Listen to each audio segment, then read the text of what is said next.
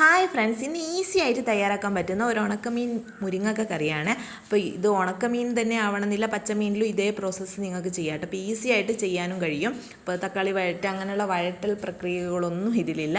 അപ്പോൾ അതിന് വേണ്ടിയിട്ട് കുറച്ച് ഉണക്കമീൻ, ഏത് ഉണക്കമീൻ വേണമെങ്കിലും എടുക്കുക. ഞാൻ ഇപ്പോൾ സ്രാവാണ് എടുത്തിട്ടുള്ളത്, അത് എടുക്കുക. മുരിങ്ങക്ക ഇട്ട് കൊടുക്കുക, കുറച്ച് തക്കാളി ഇട്ട് കൊടുക്കുക, പച്ചമുളക് ഇട്ട് കൊടുക്കുക, ഇഞ്ചി ചതച്ചതും കൂടെ ഇട്ട് കൊടുക്കുക.